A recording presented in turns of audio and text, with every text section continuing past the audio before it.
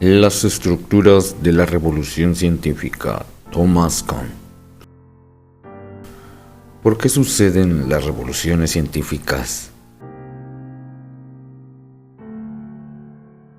Imaginémonos vivir en la época paleolítica, en misma edad de piedra, digamos hace más de 10.000 años antes de Cristo. Siendo una sociedad o comunidad de humanos nómadas, cazadores, recolectores, utilizando como armas herramientas de piedra, habitando cuevas como protección. El ser humano es, de los seres vivos, el único que tiene raciocinio. Comienza a evolucionar en el aspecto de conocimiento. Primero a lo más básico, hacer modos y métodos para sobrevivir. No hay conocimiento desarrollado, es solo la supervivencia. ¿Qué es un paradigma en la ciencia según Thomas Kuhn? Número 1. Las realizaciones científicas desarrolladas carecen de precedentes y son capaces de atraer partidarios afines. Número 2. A la vez esas realizaciones científicas eran bastante abiertas, dejando plena libertad al grupo de profesionales de la ciencia todo tipo de investigaciones y problemas por resolver. ¿Qué son los métodos científicos? Los métodos científicos son sencillamente los ejemplificados por las técnicas de manipulación utilizadas al recoger los datos del texto, junto con las operaciones lógicas empleadas para relacionar esos datos con las generalizaciones teóricas del propio libro de texto. El resultado de ello ha sido un concepto de la ciencia con profundas implicaciones acerca de su naturaleza y desarrollo. Si la ciencia es la constelación de los hechos, teorías y métodos recogidos en los textos al uso, entonces los científicos son las personas que, con éxito o sin él, han intentado aportar un elemento u otro de esa constelación concreta. El desarrollo científico se convierte así en el proceso gradual mediante el cual esos elementos se han sumado uno a uno y en combinación al acervo siempre creciente que constituye la técnica y el conocimiento científico. El largo caminar de la evolución humana se ha sucedido a través de las distintas etapas desde esas épocas prehispánicas hasta la modernidad de los viajes espaciales o los viajes a las profundidades de los océanos. Asimismo, las diferentes curas a enfermedades epidémicas desde el siglo anterior al siglo presente. Estos hechos donde se marca la evolución humana tienen que ver claramente con el avance de los métodos científicos, también con la comunidad científica que se ha esmerado en aportar todos sus conocimientos cuando aparecen los paradigmas que dictan una nueva tendencia o directriz para alcanzar el anhelado resultado de un nuevo conocimiento que aporte a la humanidad bienestar. Las observaciones y la experiencia pueden restringir y han de restringir drásticamente el abanico de creencias científicas admisibles, pues de lo contrario no habría ciencia. Mas por sí solas no pueden determinar un cuerpo particular de tales creencias. Hay siempre un elemento aparentemente arbitrario, compuesto de casualidades personales e históricas, que constituye una parte componente de las creencias abrazadas por una comunidad científica dada en su momento. ¿Cómo es que existe la ciencia? Como lo sabemos, El rigor científico obliga a eliminar y descartar desde la creencia más elemental y sucesivamente en forma gradual hasta la más avanzada, para hacer la comprobación de que el conocimiento obtenido, pasado por todo rigor de observación y experimentación, sea admitido como conocimiento científico.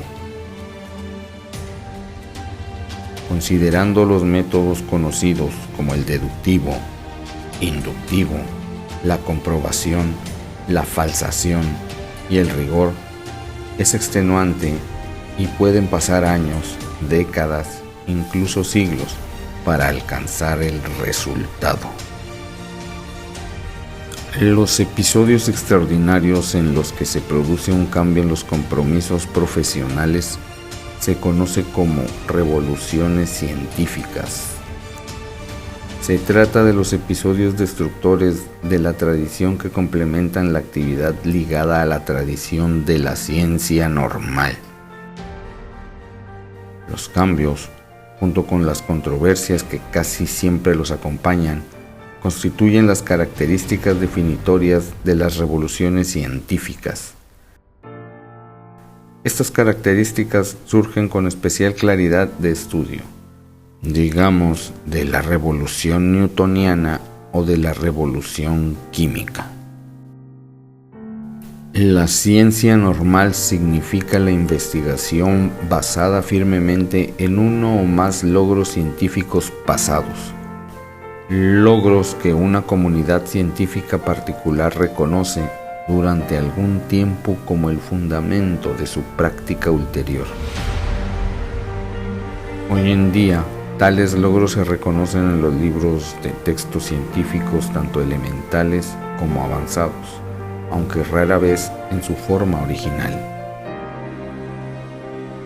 La física de Aristóteles, el Almagesti de Ptolomeo, los principios y la óptica de Newton, la electricidad de Franklin, la química de Lavoisier y la geología de Lyell, junto con otras obras, sirvieron durante algún tiempo para definir los problemas y métodos legítimos de investigación para las sucesivas generaciones de científicos.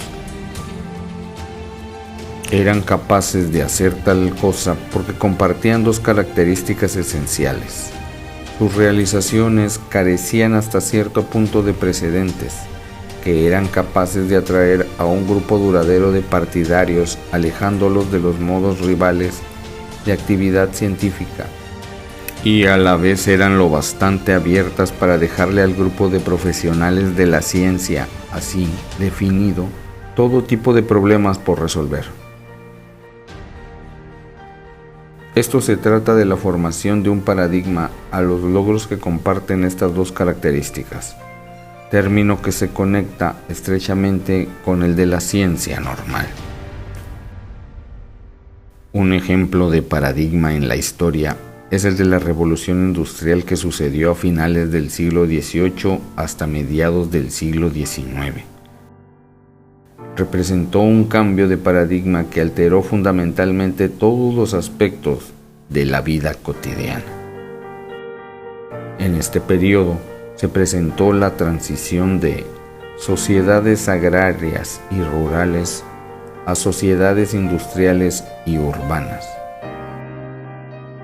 Otro ejemplo actual es el de la inteligencia artificial, que está permitiendo un cambio de paradigma en numerosos sectores como tecnología, que permite a las máquinas robotizadas imitar los sucesos de inteligencia humana. Sus implicaciones son amplias y transformadoras, sustituyendo al ser humano en estas actividades. ¿Por qué el logro científico en cuanto a núcleo de compromiso profesional es previo a los diferentes conceptos, leyes, teorías y puntos de vista que de él se pueden extraer? ¿En qué sentido constituyen el paradigma compartido una unidad fundamental para el estudio del desarrollo científico, unidad que no se puede traducir completamente a los componentes lógicamente atómicos que podrían funcionar en su lugar? Cuando encontramos respuestas a esas cuestiones y otras similares, ellas resultarán fundamentales para comprender tanto la ciencia normal como el concepto asociado de paradigma. Un paradigma afecta a la estructura de un grupo que trabaja en su campo. Cuando en el transcurso del desarrollo de la ciencia natural, una persona o un grupo producen por primera vez una síntesis capaz de atraer a la mayoría de los profesionales de las siguientes generaciones, las escuelas más antiguas desaparecen gradualmente. En parte su desaparición está provocada por la conversión de sus miembros al nuevo paradigma, pero siempre hay algunas personas que se aferran a uno o a otro de los viejos puntos de vista y simplemente son eliminados de la profesión, que a partir de entonces ignora sus trabajos. El nuevo paradigma entraña una nueva y más rígida definición de campo. En muchos descubrimientos científicos, las leyes y teorías son los argumentos que hacen que prevalezca durante largo tiempo ese paradigma. Como la concepción de que la Tierra era el centro del universo, formulada por Aristóteles en el siglo IV a.C. hasta el siglo XVI. Nicolás Copérnico demostró lo contrario con su modelo matemático predictivo, completo de heliocentrismo, situando al Sol en el centro. Esto publicado en su obra Revolutionibus Orbium Coelestium en 1543, 12 siglos para cambiar este paradigma. Sin embargo, este cambio ordenó las realidades del universo. La definición más rígida del grupo científico posee otras consecuencias. Cuando el científico individual puede dar por supuesto un paradigma, ya no necesita construir de nuevo su campo en sus obras principales, partiendo de los primeros principios y justificando el uso de cada uno de los conceptos introducidos. Esto puede quedar para el autor de libros de texto. Dado un libro de texto, no obstante, el científico creador puede iniciar su investigación donde ésta termina, concentrándose exclusivamente en los aspectos más sutiles y más esotéricos de los fenómenos naturales de que se ocupa su grupo. Desde la antigüedad prehistórica, un campo de estudio tras otro ha ido cruzando la línea divisoria que media entre lo que el historiador llamaría su prehistoria como ciencia y su historia propiamente dicha. Estas transiciones a la madurez pocas veces han sido tan repentinas o tan inequívocas. Durante el medio siglo posterior a 1740, no se añadieron muchos tipos de nuevos fenómenos eléctricos a sus listas. No obstante, en aspectos importantes, los escritos eléctricos de Cavendish, Coulomb y Volta en el último tercio del siglo XVIII parecen mucho más lejanos de los de Gray, Dufay o incluso Franklin que los escritos de estos descubridores eléctricos de comienzos del siglo XVIII lo están de los del siglo XVI. En algún momento entre 1740 y 1780, los electricistas fueron capaces por primera vez de dar por supuesto los fundamentos de su campo. A partir de ese momento, procedieron a abordar problemas más concretos y recónditos, y cada vez en mayor medida expusieron sus resultados en artículos dirigidos más bien a otros electricistas que en libros escritos para el mundo culto en general.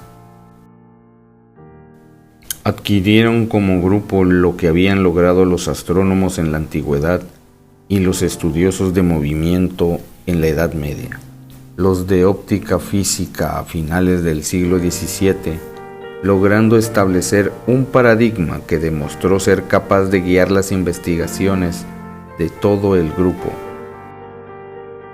concluyendo que, exceptuando la perspectiva que da ver las cosas retrospectivamente, es difícil hallar otro criterio que declare con tanta claridad que un campo dado constituye una ciencia. Los nuevos conocimientos que llegan a formar una ciencia y un paradigma comúnmente tienen un predecesor. Veamos el caso de la dinamita inventada por Alfred Nobel, ingeniero sueco de 1867, donde su predecesor directo fue la nitroglicerina, un explosivo altamente inestable. La nitroglicerina fue inventada por Ascanio Sobrero en 1847. La dinamita ha tenido una trascendencia gigantesca en el desarrollo de la vida humana. Industrias como la minería, la obra civil y la construcción han tenido en ella un aliado de su enorme desarrollo. Las revoluciones que Thomas Kuhn plantea no son solo historia, son el motor del presente en que vivimos.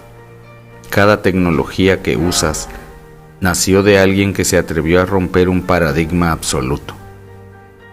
Hoy en día, esos cambios de paradigmas nos enseñan que el conocimiento no es una línea recta, sino una serie de saltos audaces que nos sirven para recordar que lo que hoy llamamos realidad es solo un modelo más eficiente que el anterior, hasta que alguien decida pensar distinto. Cambiar tu vida o reconstruir tu mundo no lo lograrás solamente por creer que razonar es acumular datos, sino más bien en tener el valor de aplicarlos en tu vida diaria.